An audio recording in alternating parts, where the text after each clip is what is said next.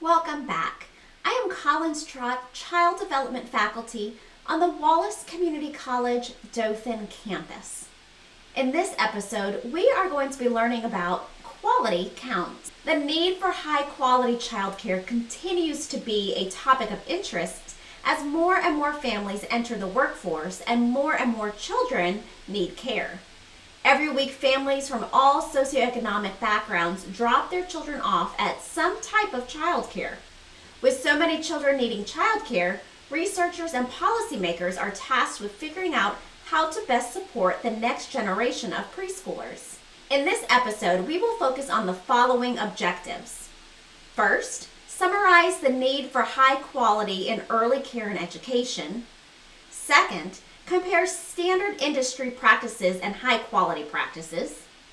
And lastly, describe current observation methods, tools, and techniques to implement high-quality practices.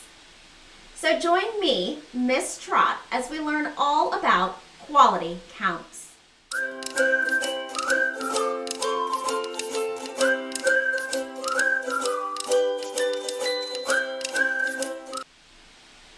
Decades of research on early child development has determined that when it comes to early care and education programs, quality is critical. It is suggested that thoughtfully designed preschool programs can impact and influence a child's future learning outcomes. Not only are there short-term benefits based on data collected from quantitative research projects, there are long-term benefits as well. More specifically, children from low-income homes who attend high-quality preschool programs showed higher achievement scores. Unfortunately, due to limited funding opportunities and financial restraints, there are many families who cannot afford to send their child to a high-quality preschool. Moving forward, we must consider how we as advocates and educators can lessen the achievement gap so that all children, no matter the socioeconomic status, can get a smart start. As more and more children need childcare, families are faced with a tremendous task of finding the right preschool program. When choosing a center, some families may contemplate certain factors like cost and affordability, hours of operation, and availability and location. Some families, on the other hand, may consider school philosophy, the education and experience of the teachers, the environment and daily activities, as well as the curriculum model and guidance policies.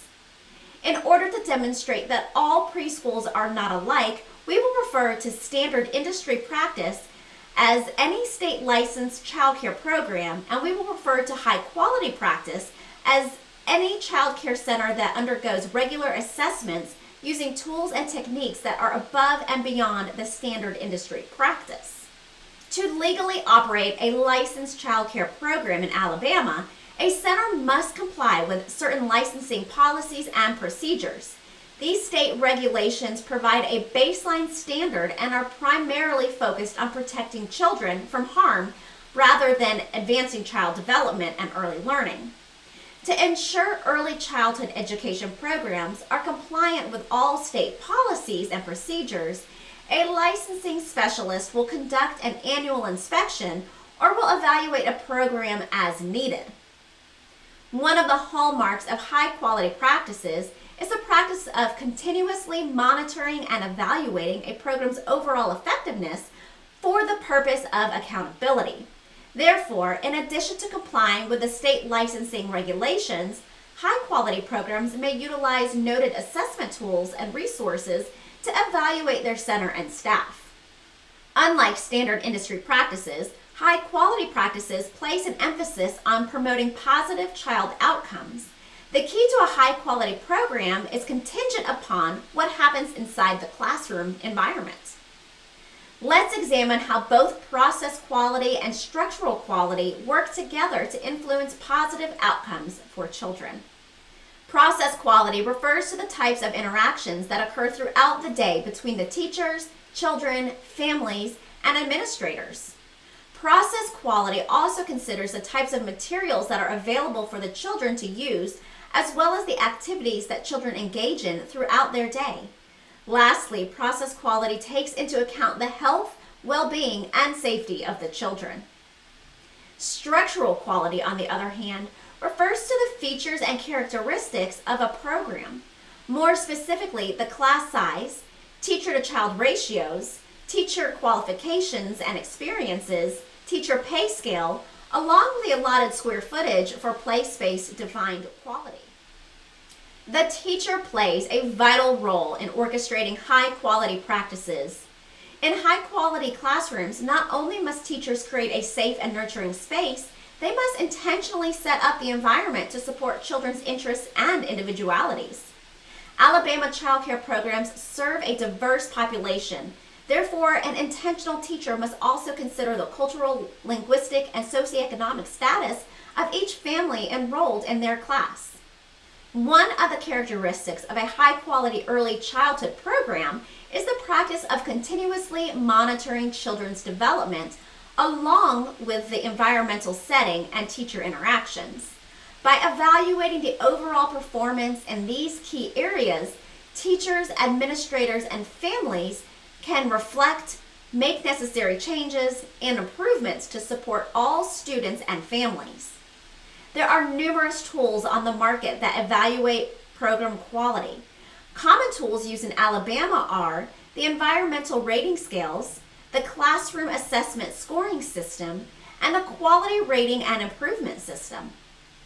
Environmental rating scales is a standardized assessment tool that can help caregivers, teachers, and administrators improve the quality of their program. It's also called ERS. The ERS measures process quality. The scales are used in a variety of ways, including for self-assessment by center staff, preparation for accreditation, and voluntary improvement efforts by licensing or other agencies. As suggested by the ERS, in order to provide high-quality care and education experiences to all children and their families, a child care program must provide for 3 basic needs all children have: protecting their health and safety, building positive relationships, and opportunities for stimulation and learning from experience. The Classroom Assessment Scoring System, also known as CLASS, showcases various strategies that teachers can implement to promote quality interactions. The CLASS tool focuses on the context of how teachers directly interact, engage, and communicate with the children in their classroom environments. CLASS measures cooperative and creative learning experiences and focuses on the teacher's role in allowing children to be active participants in their own learning. More specifically, CLASS promotes social justice and equity and has indicators to assess how a teacher develops a sense of community and empathy for others. The CLASS tool is divided into 3 domains: emotional support, classroom organization, and instructional support. Each domain has several dimensions, and each dimension has several indicators that provide detailed descriptions of how a teacher should interact. The Quality Rating and Improvement System, also known as QRIS, is a systematic approach to assess, improve, and communicate the level of quality in early care and school-age child care programs. The main purpose of the QRIS is to improve and standardize the quality of care in all facilities in the state and to make child care more accessible and affordable to families. Now let's review what we've learned. Research suggests that an enriched learning environment, along with meaningful interactions and experiences, can significantly enhance a child's overall development. Not only do children deserve high-quality learning experiences, parents need assurance of knowing that their children are in safe, healthy, and nurturing environments. As early childhood educators, we must strive to regularly observe, collect data, and assess our programs and reflect on our teaching practices to be more proactive in our quest for quality. While a score is important to look at and improve on, it is not the end-all be-all. It merely serves as a guide to our practices and relates to the whole picture. Ongoing observation and documentation help keep us informed of how to best serve the children and families in our care. That wraps us up for this episode. You can learn more about this topic by reviewing the resources posted in your course. As always, if you have any questions, please contact me or your instructor. Thanks for joining me, Miss Trott, as we learned all about quality counts. See you next time.